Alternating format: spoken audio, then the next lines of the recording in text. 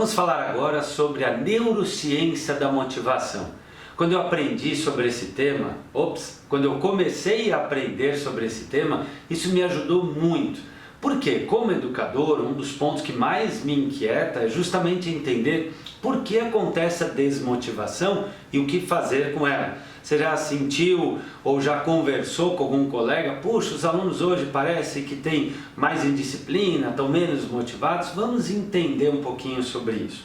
Primeiro, hoje a gente tem menos apoio da família, a gente tem hoje uma criança, um adolescente que opina no supermercado, nos museus, nos videogames ele interage, até assistindo futebol o pessoal já fica lá no Twitter trocando informações. Então, a gente está numa era em que as informações já não circulam mais de cima para baixo. O pai ou a mãe manda e os filhos obedecem. O chefe manda, os funcionários fazem.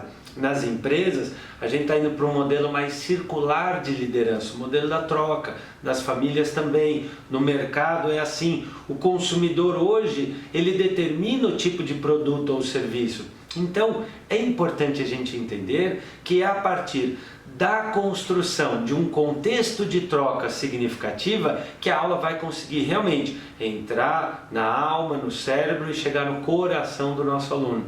Isso significa que motivação se cria. Motivação não é um decreto, não adianta pensarmos reativamente. Nosso aluno tem que se motivar, o aluno tem que se sentir interessado naturalmente. Ao contrário, os estudos do psicólogo Mihaly Csikszentmihalyi, que estão publicados no livro A Psicologia da Felicidade, mostram o seguinte: existe uma sensação cognitiva e corporal chamada flow, fluxo. Na arte ela é tida como epifania. Você já deve ter sentido isso em algum momento, que você estava olhando um quadro no museu, ou talvez olhando uma paisagem, quem sabe até conversando com uma pessoa e você sentiu que o tempo fluiu, você falou, nossa, nem percebi o tempo passar. O flow, essa sensação que traz felicidade, que traz uma inteireza, um bem-estar, acontece quando? Quando a gente não se preocupa com o horário, quando a gente tem um senso de controle, de estar ali no comando da situação e quando a gente percebe que aquilo que a gente está vivendo é importante. Ora, como é que a gente faz a nossa aula ser esse contexto que flua? Não tem coisa mais gostosa do que aquele dia que a gente sai da escola e fala, hoje fluiu, hoje eu consegui tocar os alunos, hoje o tempo nem percebi passar. Para a gente conseguir isso, quem nos ajuda muito é o Antônio Damasio, um dos maiores neurocientistas da atualidade, e um dos seus últimos livros, E o Cérebro Fez o Homem, nos ensina o seguinte: para que a gente tenha neurônios ativados para aprendermos algo, a nossa biologia, o nosso corpo precisa eleger aquele conteúdo visual, auditivo ou sinestésico como fundamental.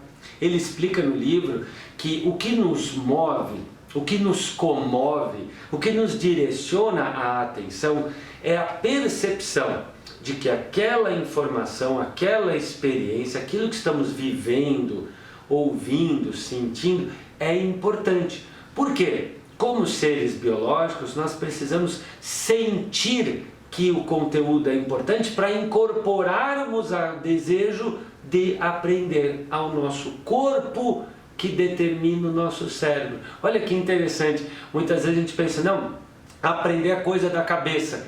E o Antônio Damasio mostra em todos os seus livros o seguinte: nós temos uma unidade, não existe o cérebro e o corpo, existe uma unidade corpórea e cerebral que cria o que se chama de consciência. Por isso que a gente diz que se a gente não toca o emocional do aluno, a gente não consegue ter um bom resultado.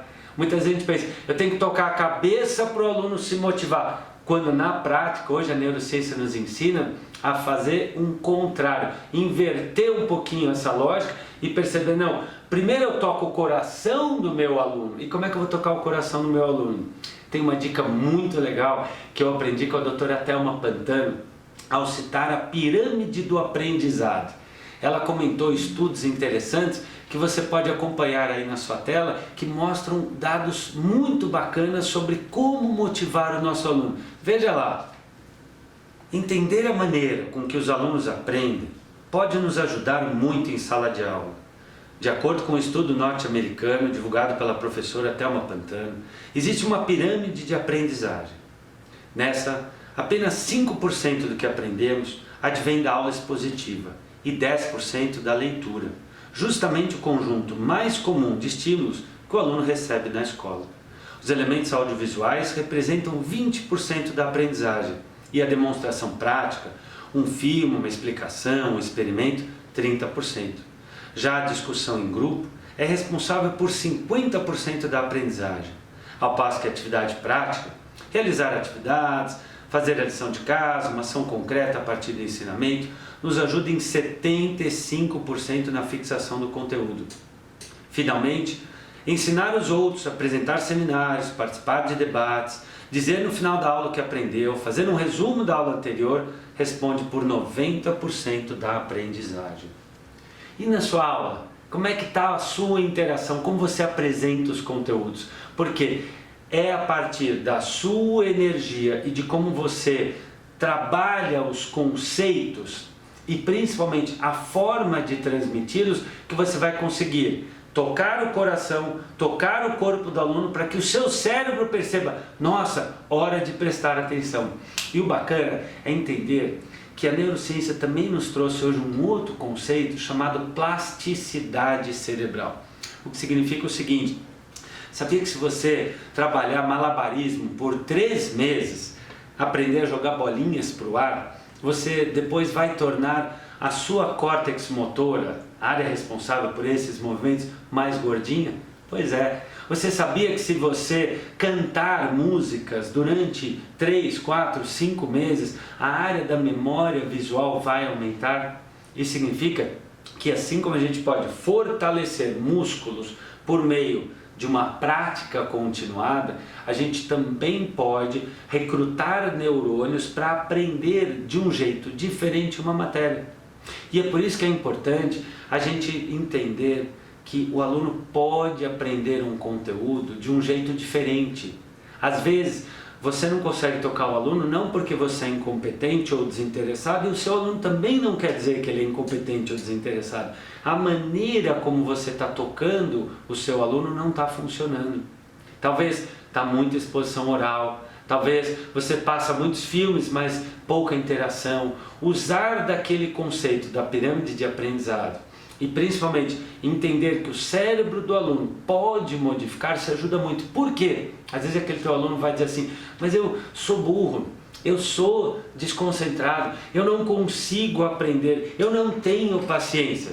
Entender que a gente pode mudar, entender que com o treino sistemático a gente pode incorporar novas habilidades, vai fazer toda a diferença para você e principalmente para o teu aluno. Um outro conceito muito interessante, recentemente descoberto, fala sobre as células espelho. Ora, como é que a gente sabe quando é que é hora de rir num seriado? Quando houve aquela risada de fundo. Já reparou? Às vezes você está ouvindo um seriado e tem aquela risada, você de repente se percebe rindo também. Já reparou como você tende a bocejar quando vê alguém bocejando? Como fica irritado quando vê alguém tenso? Isso porque as células espelho tendem a imitar comportamentos dos outros. Para você ter ideia, existem estudos que demonstram que só de ver uma pessoa sentindo nojo por um odor repugnante, já ativa no seu cérebro a mesma sensação. Tanto é que se você vir alguém pegando no sacolão, no supermercado, uma fruta, sentindo o cheiro e não gostando, você não vai lá. Porque naturalmente ao ver a emoção da pessoa, você também se identifica com ela. E por que é importante saber disso?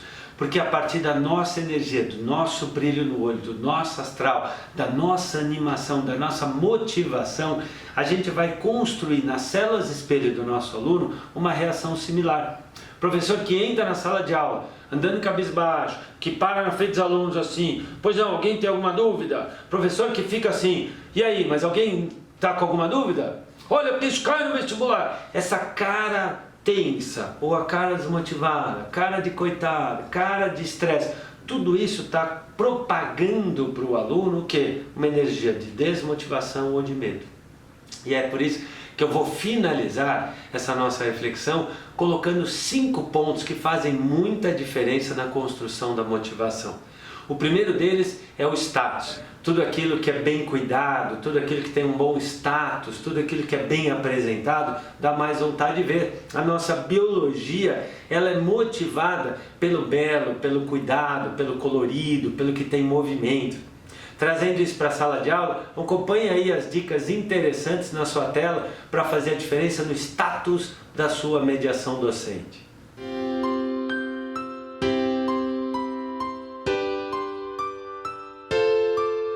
Um outro ponto muito importante para ser cuidado em sala de aula é a segurança. Quando nós nos sentimos inseguros, há uma liberação maior do cortisol. O cortisol é o hormônio do estresse. Quando ele existe em grande quantidade, a córtex pré-frontal, esta área do cérebro que toma decisões, que cuida da reversibilidade de conceitos, da reflexão sobre causa e consequência, enfim, as funções executivas tão importantes para o aprendizado, ela tem um funcionamento diminuído. Isso porque em estado de perigo, que a gente tem que reagir para lutar ou fugir, a gente não pode pensar muito. E é por isso que ameaçar o aluno, é por isso que ficar ali com aquela cara tensa, dedo para cima, sem franzido, é por isso que a gente ficar ali comparando e expondo alunos nunca é produtivo. A gente pode até aprender pelo medo, mas esquece logo depois. Você pode acompanhar aí na sua tela algumas dicas bem interessantes para ajudar a ter um ambiente mais seguro para que o seu aluno consiga aprender adequadamente.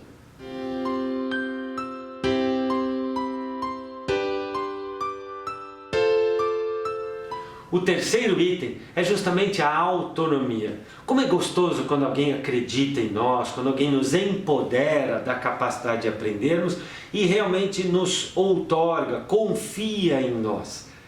Hoje existem estudos de Stanford, por exemplo, que comparam duas classes de alunos que vão fazer uma prova. Na primeira delas, os alunos fazem a prova e ao final recebem um parabéns, você é muito inteligente. A outra turma, parabéns, você foi muito dedicado, se esforçou muito. No dia seguinte é apresentada uma outra prova de dificuldade maior.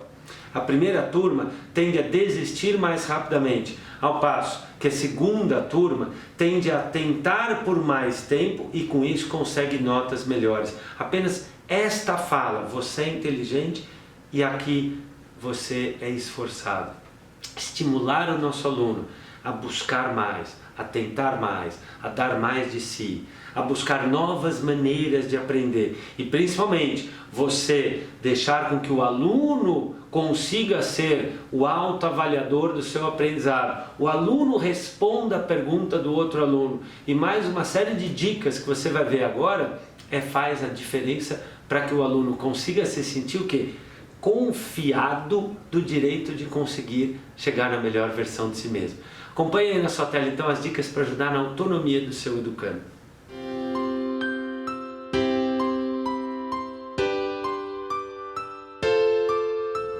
Criar conexões é a quarta dica. Quando a gente tem um ambiente de conexões bacanas, quando a gente tem uma boa confiança, quando a gente tem um bom clima, quando a gente se sente envolvido de uma maneira afetuosa, respeitosa e firme, a gente tem uma chance de prosperar muito mais.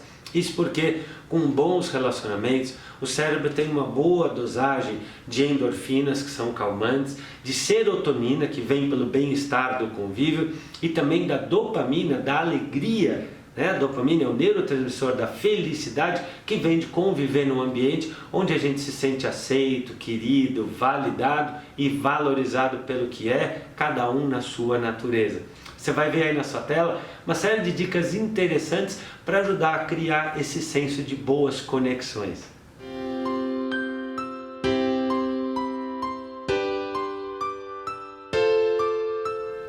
Chegamos então ao quinto elemento do método SCARF, que são as 5 dicas da neurociência para você conseguir ter um bom aprendizado.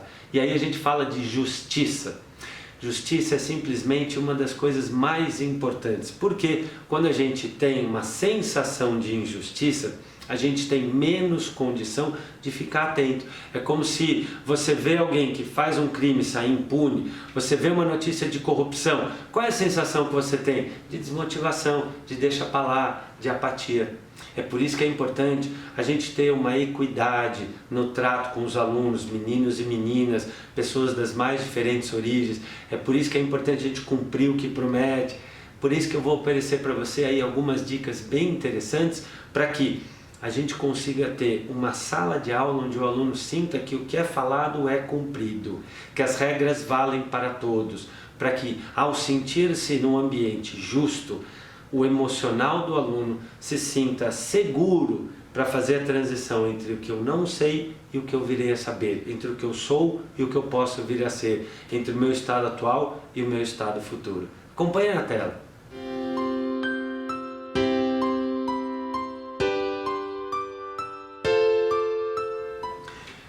Finalizando, fica aqui o grande convite para que você se perceba como líder inspirador da turma e a partir das suas células espelho conquiste, contagie, nunca contamine o emocional dos alunos.